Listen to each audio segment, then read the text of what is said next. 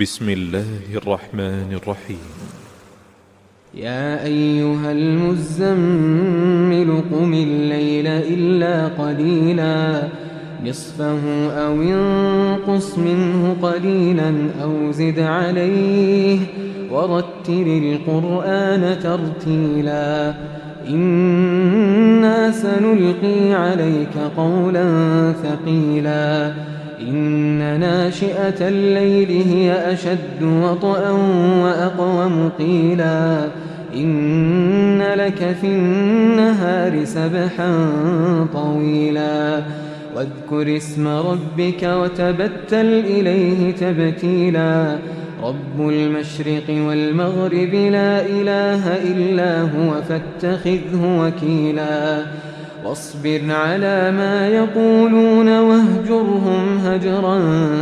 جميلا وذرني والمكذبين أولي النعمة ومهلهم قليلا إن لدينا أنكالا وجحيما وطعاما ذا غصة وعذابا أليما يوم ترجف الأرض والجبال وكانت الجبال كثيبا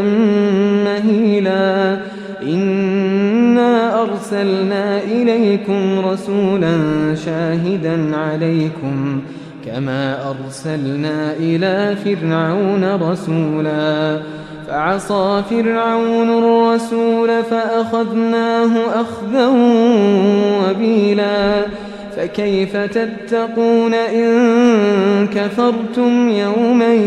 يجعل الولدان شيبا السماء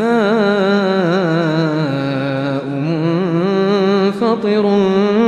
به كان وعده مفعولا إن هذه تذكرة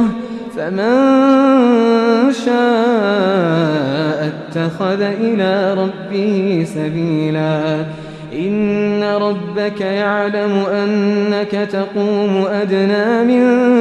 ثلثي الليل ونصفه وثلثه وطائفة من الذين معك والله يقدر الليل والنهار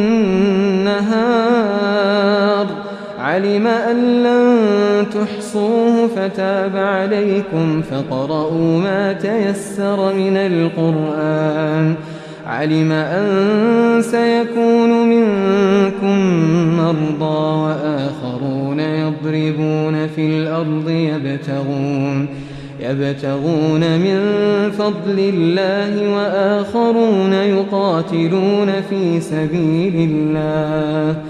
فاقرؤوا ما تيسر منه وأقيموا الصلاة وآتوا الزكاة